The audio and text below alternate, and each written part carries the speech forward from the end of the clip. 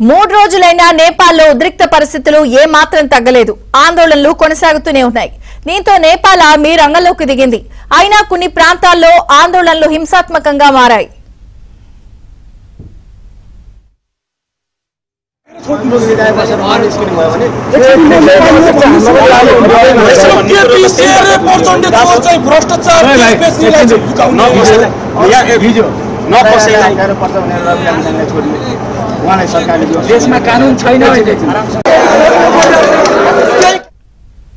ప్రభుత్వ ప్రైవేటు ఆస్తులకు ఆందోళనకారులు నిప్పంటించారు. పొఖారా ప్రాంతంలో ఉన్న హోటల్ పైన వారు దాడికి దిగారు.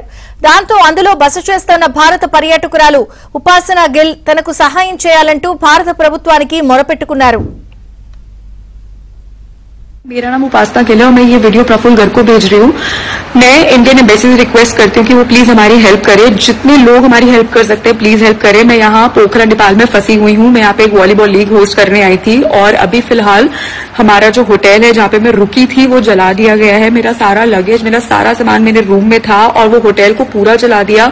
मैं स्पा में थी और वहां पर पीछे मेरे लोग भाग रहे थे बहुत बड़े डंडे लेके और मैं जैसे जैसे अपनी जान बचा के बस वहां से बाहर निकली हूँ। एक बहुत रिक्वेस्ट है आप सबसे बहुत बड़ी कि आप में से जो यहाँ पे हेल्प कर सकता है प्लीज करें। हाथ जोड़ के रिक्वेस्ट है आप सबसे, प्लीज हेल्प अस। यहाँ पे बहुत सारे लोग हैं मेरे साथ।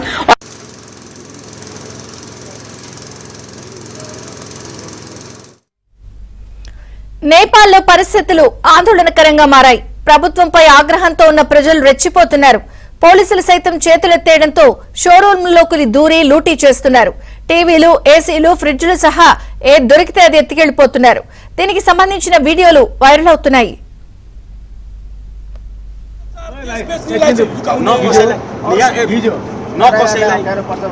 पूरे लेडीज को कपड़े को सेट बुढ़ी खुशी नहीं भाई वहाँ का बुढ़ी खुशी नहीं भाई आंटी बोक्न नसकेको अवस्था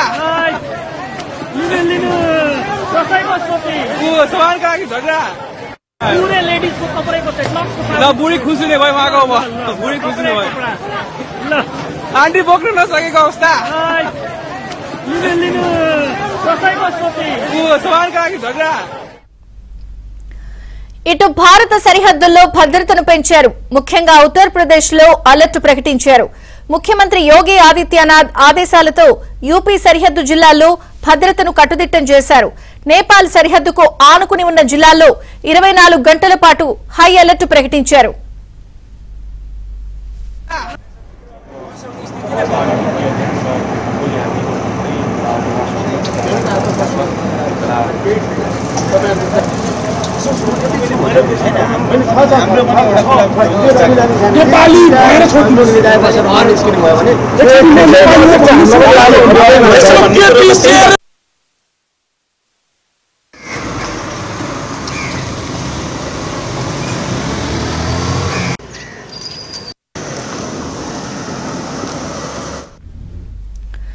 మరోవైపు నేపాల్ అధ్యక్షుడు రామచంద్ర పౌడెల్ నిరసనకారుల బృందంతో సమావేశం కానున్నారు.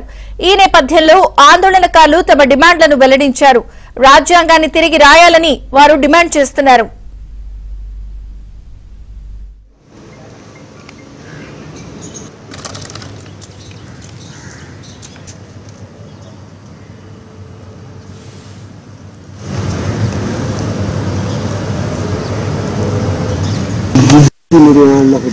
म चाहिँ खिच्न त आएको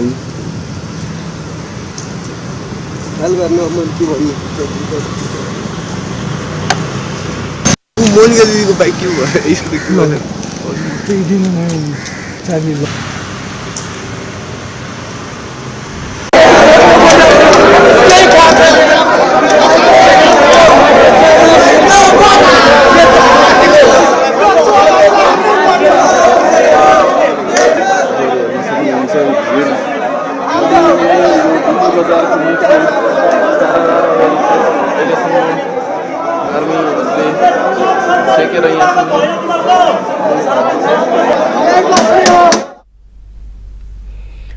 మూడు రోజులైనా నేపాల్లో ఉద్రిక్త పరిస్థితులు ఏమాత్రం తగ్గలేదు. ఆందోళనలు కొనసాగుతూనే ఉన్నాయి. దీంతో నేపాల్ ఆర్మీ రంగంలోకి దిగింది. అయినా కొన్ని ప్రాంతాల్లో ఆందోళనలు హింసాత్మకంగా మారాయి. ప్రభుత్వ ప్రైవేట్ ఆస్తులకు ఆందోళనకారులు నిప్పంటించారు.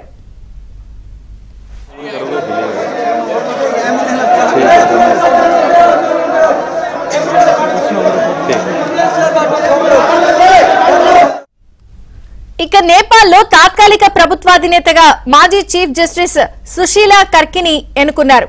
కర్కి నాయకత్వాన్ని ఆందోళనకారులు అంగీకరించారు.